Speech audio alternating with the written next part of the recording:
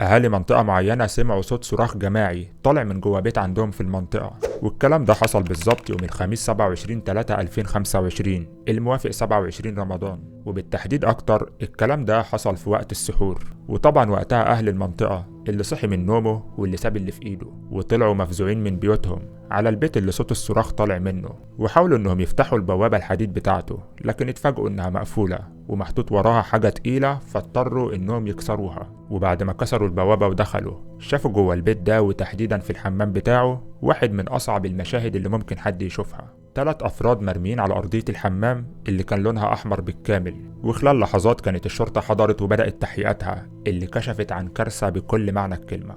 طيب هما مين اللي على الأرض دول بقى؟ وإيه اللي حصل في حمام البيت ده بالظبط؟ صلى على النبي وخليك معايا وهتعرف كل حاجة حالا.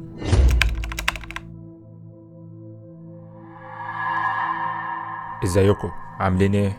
يا رب تكونوا بخير. حلقة النهاردة أحداثها بتدور يوم 27/3/2025 الموافق 27 رمضان، ومكان الأحداث هي قرية اسمها قرية العتوة البحرية، ودي قرية تبع المركز أتور في محافظة الغربية. ويلا بينا ندخل على الشخصيات. الشخصية الأولى والرئيسية معانا النهاردة هيكون هو الراجل اللي في الصورة ده. طيب هو مين الراجل ده بقى؟ الراجل ده اسمه محمود الشهاوي وعنده 42 سنة تقريبا، مقيم في بيته الموجود في قرية العتوة البحرية في مركز أتور محافظة الغربية. ومش مقيم في البيت ده لوحده، محمود مقيم في البيت ده مع أولاده ال3 اللي أعمارهم بين 8 و16 سنة. أكبرهم هو ابنه سيف اللي عنده 16 سنة تقريبا، واللي بعده هي بنته نادية اللي عندها 11 سنة وبتدرس في 4 ابتدائي، وأصغر واحد فيهم هو محمد اللي عنده 8 سنين وبيدرس في تانية ابتدائي. طيب تمام قوي. هي فين أمهم بقى؟ بالنسبة لأمهم فهي منفصلة عن أبوهم من كذا سنة بعد جواز استمر 10 سنين تقريبا، وفي الحقيقة قصة انفصالها أو طلاقها منه ما كانتش سهلة، وده لأن محمود يا جماعة مش راجل عادي،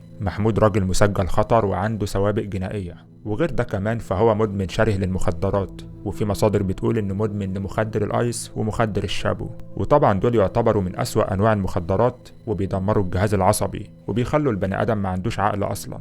ونتيجة لده فاحنا بنتكلم عن راجل عصبي جدا وما ينفعش حد يتكلم معاه ولا يتفاهم معاه بأي طريقة. وعلى فكرة ده مش كلام مراته، ده كلام كل أهل قريته اللي بيأكدوا إنه راجل بتاع مشاكل، وإنهم بيحاولوا يتجنبوه وبيتحاشوا الكلام معاه أو إنهم يصاحبوه من قريب أو من بعيد. فما بالك بقى لما يكون أهل القرية اللي ملهمش احتكاك معاه بيقولوا عنه كده؟ طيب مراته وأم عياله اللي عايشة معاه في بيت واحد تعمل إيه؟ وفعلا على حسب كلام جيرانهم وأهل القرية فهي شافت معاه الأمر من المر، وإنه ما كانش بيصرف على بيته وكانت بتضطر إنها تنزل تشتغل بنفسها عشان تجيب مصاريف عيالها، وبرضه ما كانش بيسيبها في حالها وكان بياخد منها الفلوس بالإجبار ويروح يجيب بيها الحاجات اللي بيشربها. وياما مد إيده عليها وسبب لها علامات كبيرة في راسها وفي وشها وفي كل حتة فيها، وياما سابت له البيت ومشيت لحد ما في الآخر فقدت الأمل فيه وخافت على نفسها وطلبت الطلاق منه وصممت على طلبها وحصل فعلا. لكن للأسف عيالهم ال3 فضلوا قاعدين مع أبوهم، وياما حاولت إنها تاخدهم منه عشان يعيشوا معاها وهو رفض رفض تام،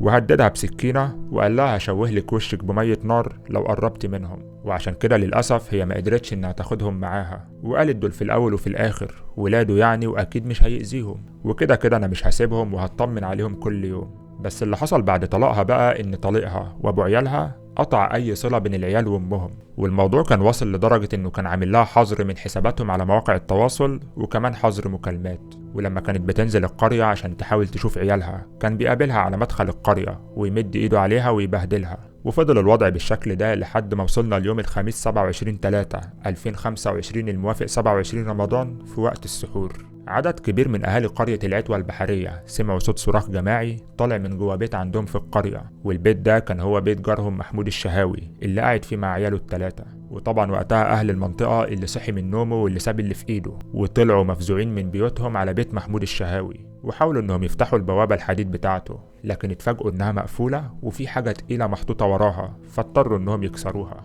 ودخلوا بسرعة جوا البيت اللي كان فيه حالة كبيرة من الفوضى، وأول ما دخلوا جوا بدأوا يسمعوا صوت تخبيط ودوشة طالع من مكان معين جوا البيت، والمكان ده بقى كان هو حمام البيت. وساعتها شافوا عيال محمود الشهاوي ال3 مرمين على أرضية الحمام وكانوا بينزفوا من كل حتة، ومحمود الشهاوي نفسه واقف وماسك في إيده عصاية خشب وجنزير حديد، والراجل ولا كأنه كان بيحارب، وطبعا وقتها بعدوه عنهم بسرعة وبدأوا انهم يفحصوا العيال اللي كانوا على الارض، ولقيوا ان في 2 منهم كانوا فاقدين وعيهم تماما وتقريبا كانوا في حالة غيبوبة. لكن اكبرهم سيف اللي عنده 16 سنة كان لسه صاحي برغم ان جسمه متأذي جدا من اللي اتعرض له. وفورا بدأ عدد من الجيران انهم ياخدوا العيال وطلعوا بيهم على المستشفى. وساعتها محمود الشهاوي اللي هو ابوهم ظهر عليه علامات قلق وحس ان الموضوع خرج عن سيطرته، وراح بسرعة طالع معاهم وحط العيال على تروسيكل وخد معاه اخته وكذا حد تاني وطلعوا بيهم على مستشفى كفر الشيخ العام. وده برغم ان كان اقرب له انه يطلع بيهم على مستشفى قطور اللي تعتبر جنبهم.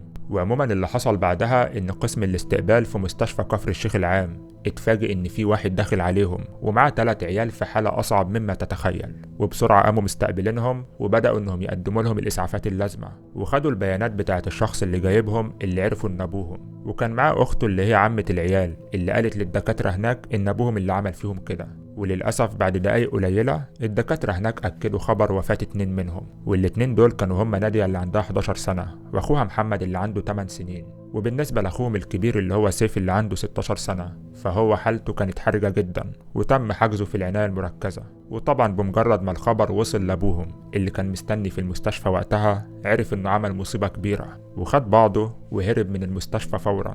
وعلى فكرة في كلام كمان بيقول إنه راح بيهم الأول على صيدلية، وإن الصيدلي قال له إنه مش هيعرف يعمل لهم حاجة وإنه لازم يطلع بيهم على مستشفى فورا.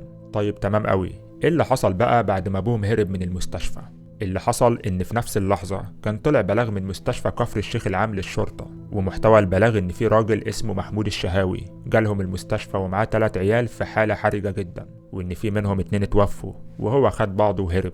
وطبعا بلغوهم انه مقيم في قرية العتوة البحرية في مركز قطور محافظة الغربية، فكانت الجهة المتوقع انه يكون هرب فيها هي الطريق اللي بيودي لبيته في مركز قطور. وفعلا بدأت الشرطة انها تتحرك فورا وقامت بنصب عدد من الأكمنة على كل الطرق اللي بتودي للمستشفى وخصوصا طريق قطور كفر الشيخ. وقدروا عن طريق واحد من الأكمنة إنهم يلاقوا محمود الشهاوي فعلا على طريق قطور كفر الشيخ، وطبعا تم القبض عليه فورا وخدوه على اسم الشرطة. وفي نفس الوقت كان في قوة تانية راحت على بيته اللي هو مسرح الجريمة، وبدأوا وقتها إنهم يجمعوا الأدلة ويسمعوا شهادات شهود العيان سواء من الجيران أو من أهل القرية، وتأكدوا منهم إن فعلا هو اللي عمل كده في عياله. وكمان الناس أكدوا لهم إنه مدمن مخدرات وإنه بيتعدى على عياله كل يوم تقريبا، ده غير أصلا إنه مسجل خطر وسبق اتهامه في كذا قضية جنائية، وكان معروف بسلوكه الصعب مع مراته قبل ما تنفصل منه ومع عياله. وبالرجوع بقى لمحمود الشهاوي مرة تانية، فطبعا التحقيقات بدأت معاه أول ما وصل للقسم، وأقر واعترف إن هو اللي عمل كده في عياله،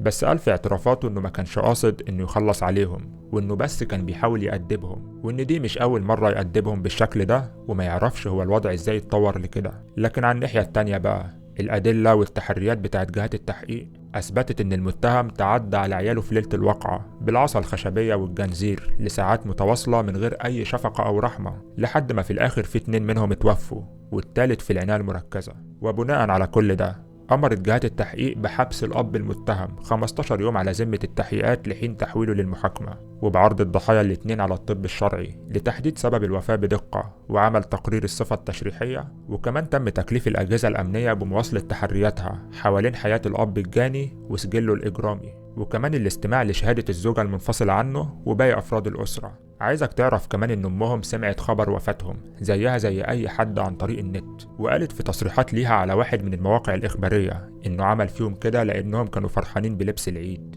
بس خلي بالك في كلام تاني، في عدد من الناس اللي ساكنين في القرية بيقولوا إن السبب الحقيقي هو إن ابنه محمد اللي عنده 8 سنين لقي فلوس في الجامع وراح لواحد أمين عندهم في القرية اداله الفلوس دي، وده عشان يديهم للجامع على ما يوصلوا لصاحبهم. واللي حصل إن فعلا الفلوس وصلت لصاحبها اللي عجبه أمانة محمد واداله منها 100 جنيه مكافأة. ولما أبوه عرف الموضوع بقى الدم غلي في عروقه إنه ما ادالوش الفلوس دي ومد إيده عليه هو وإخواته بالشكل اللي عرفناه. وعموما الوضع دلوقتي هو ان الدكاترة بيتابعوا الحالة الصحية للابن الكبير اللي هو سيف اللي عنده 16 سنة اللي نجا من اللي حصل لاخواته بأعجوبة، وحاليا هو بيخضع لرعاية طبية مكثفة في محاولة لإنقاذه. واهل القرية كلهم تقريبا في حالة كبيرة من الحزن وبيطالبوا بمحاكمة سريعة وحاسمة للمتهم عشان يبقى عبرة لأي حد تسول ليه نفسه انه يعمل العملة السوداء اللي عملها. وبالنسبة للأم فهي بتطالب بالقصاص لعيالها. وانا بصراحة تفسيري الوحيد للي حصل ده ان المتهم شرب المخدرات اللي بيشربها في ليلة الواقعة وعقله غاب عنه خالص وحصلت الكارثة،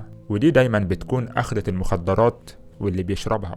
يا ريت بقى لو وصلت لهنا ضروري تدعي في التعليقات لسيف اللي ربنا نجاه من تحت ايده بالشفاء العاجل، ولاخواته نادية ومحمد بالرحمة، ولامهم بالصبر. وما تنساش اللايك بتاعك لو استفدت من حلقة النهاردة وحابب انها توصل لغيرك. كان معاكم اسلام الجندي في سندوتشات رعب، ومع السلامة.